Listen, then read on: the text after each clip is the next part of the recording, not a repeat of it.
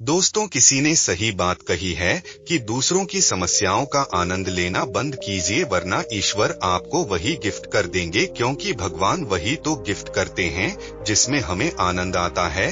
आदतों को लेकर के आपने बहुत सारी कहानी सुनी होंगी, जैसे आदत से मजबूर होना पुरानी आदत है जाते आते जाएगी। बहुत सारी कहावतें हैं, जैसी आदत है वैसा जीवन, लेकिन आदत ऐसे नहीं बनी है। दरअसल हम जिंदगी के नाम पर आदतों को ही जीते हैं। बहुत सारी आदतों को एक जगह इकट्ठी कर ले तो जो बनती है वह है हमारी जिंदगी। नमस्कार दोस्तों, बुद्ध स्टोरी यूट्यूब चैनल में आपका दिल से स्वागत है। दोस्तों, बहुत समय पहले की बात है। एक राजा था जो अपनी प्रजा और अपने परिवार का खूब ख्याल रखता था, लेकिन राजा को अपने आदमियों पर कुछ दिनों से संदेह था और उस राजा के 3 बहुत ही खास मंत्री भी थे जो उसका काम संभालते थे। लेकिन कुछ दिनों से राजा के उन 3 मंत्रियों में से कोई एक मंत्री ऐसा मंत्री था जो राजा के पैसों में गड़बड़ी कर रहा था, और वह मंत्री अपने काम को भी ठीक से नहीं कर रहा था। अब राजा काफी दुविधा में था। राजा को यह समझ नहीं आ रहा था कि उन तीनों मंत्रियों में से कौन सा मंत्री बेईमान है और कौन सा मंत्री ईमानदार है। यह पता लगाने के लिए एक दिन राजा ने तीनों मंत्रियों को अपने पास बुलाया और कहा, देखो मंत्री जी, हमारा जन्मदिन आ रहा है, इसलिए आप तीनों को एक घने जंगल में जाना होगा और आप तीनों को एक एक बैग दे दिया जाएगा। उन तीनों को एक एक बैग दे दिया और उनसे कहा कि तुम तीनों को अलग अलग घने जंगल में छोड़ दिया जाएगा। उस जंगल में तुम लोगों को फल के पेड़ को ढूंढना है और अच्छे अच्छे और ताजा फल से इस ठेले को पूरा भरकर लाना है, और तुम तीनों के पास सिर्फ आज शाम तक का ही समय है। राजा के कहे अनुसार तीनों मंत्री को जंगल में छोड़ा है। उसके बाद वो तीनों मंत्री जंगल में आ गए। उसके बाद पहला मंत्री बहुत ईमानदार और मेहनती था, तो उसने राजा के लिए बहुत सारे अलग अलग और अच्छे और ताजा फल से अपने ठेले को पूरा भर लिया। लेकिन उसे यह सब करने के लिए बहुत मेहनत करनी पड़ी। उसने अपना काम पूरा कर लिया था, वह बहुत थक चुका था और उसने अपना काम ईमानदारी से भी किया था। अब दूसरा मंत्री जो था वह बहुत ही चालाक था। उसने सोचा, राजा के पास इतना समय थोड़ी है कि वह यह सब जांच करें कि मैंने अच्छे फल लाए हैं या खराब, तो बिना ज्यादा मेहनत किए उसे जैसे ही फल जमीन पर पड़े मिले उसने वह अपने थैले में रख लिया, बिना यह सोचे कि वह अच्छे हैं या खराब। जो उसे जमीन पर पड़े फल मिले थे वह बहुत ज्यादा खराब थे और वह आराम से पेड़ के नीचे बैठ गया। अब तीसरा मंत्री जो था वह बहुत ही ज्यादा बेईमान और आलसी था।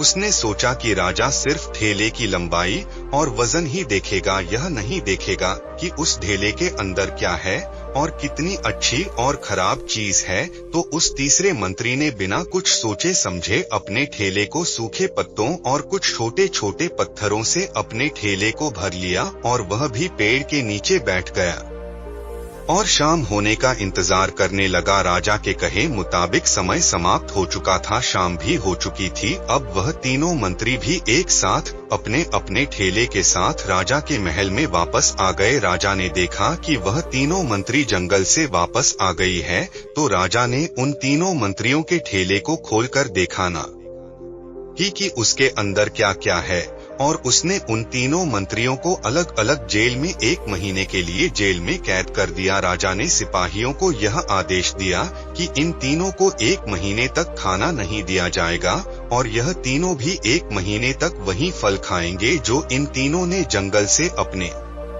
ठेले में भर कर लाए हैं।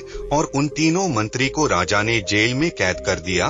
तो जो पहला मंत्री था जिसने अपने ठेले में अच्छे और ताजा अलग अलग फल अपने ठेले में जमा किए थे, उसने जेल में 1 महीना आराम से गुजार लिए, अच्छे फल खाते हुए जो उसने खुद जमा किया था। उसके बाद जो दूसरा मंत्री था जिसने बेकार और खराब फल अपने ठेले में रखे थे, उसे वही बेकार और खराब फल 1 महीने तक खाने पड़े और वह उस जेल में ज्यादा दिनों तक टिक नहीं पाया और बाद में वह खराब फल खाने की वजह से बीमार पड़ गया और उसकी तबीयत खराब हो गई। अब जो तीसरा मंत्री था जो बहुत ही बेईमान और आलसी था, जिसने अपने ठेले में सिर्फ सूखे पत्ते और कुछ छोटे छोटे पत्थर भरे थे, क्योंकि उसके थैले में खाने के लिए कुछ सूखे पत्ते और कुछ छोटे छोटे पत्थर ही थे, तो वह 1 महीने के लिए क्या खाता। और तभी उसे अपने बेईमानी और आलस्य पर पछतावा होने लगा कि शायद मैंने उस दिन थोड़ी मेहनत करके इस ठेले में फल रख दिए होते तो आज मेरा यह हाल नहीं होता। और वह बिना कुछ खाए वह मंत्री जेल में 2 दिन के बाद ही जेल के अंदर ही भूख के कारण मर गया। तो दोस्तों, इस कहानी से हमें यह सीख मिलती है कि हम जो आलस और बेईमानी करते हैं, बेईमानी मतलब अपने ही काम में अपना कुछ नहीं करना, अपना मन नहीं लगाना और खाली बैठे रहना, तो उससे आज तो हमें कोई फर्क नहीं पड़ता है। आज तो हम अपने काम में आलस करके आराम कर लेते हैं, लेकिन कल भविष्य में कुछ दिन के बाद हमें उस पर पछतावा होता है। आपने बहुत से लोगों को यह कहते हुए सुना होगा कि काश उस समय पर मैं ऐसा कर लेता तो आज उस इंसान की जगह मैं होता, लेकिन उस समय पर उन लोगों ने आलस को अपनाया था, इसीलिए वह आज जहाँ के वही है।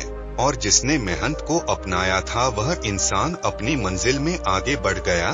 तो अपने काम के साथ बेईमानी और आला इससे बिल्कुल भी मत करो, उसके बाद तो हमें पछतावे के अलावा और कुछ भी नहीं मिलता। यह जो समय है ना, इसकी कीमत कोई नहीं लगा सकता है। हम लाखों रुपए देकर भी अपनी जिंदगी का 1 मिनट भी वापस नहीं ला सकते, इसीलिए इस समय का सही उपयोग करो। समय की एक अच्छी बात है और एक बुरी बात है। अच्छी बात यह है कि हम उसे किन चीजों में गुजारते हो यह हमारे हाथ में होता है, और बुरी बात यह है कि समय गुजर जाता है और सभी के पास दिन में 24 घंटे होते हैं, गरीब के पास भी और अमीर के पास भी। बस यह हमारे हाथ में है कि हम उस समय से क्या नया कर सकते हो। तो अपने एक एक पल का हिसाब रखें कि हम उन्हें किन चीजों में गुजार रहे हैं। तो अगर आप इस कहानी को और भी लोगों तक पहुंचाना चाहते हो तो इस वीडियो को लाइक करें ताकि वीडियो को और भी लोगों तक पहुंचाएं। दोस्तों, आपने आज के इस वीडियो से क्या सीखा वह मुझे आप कमेंट में बता सकते हैं।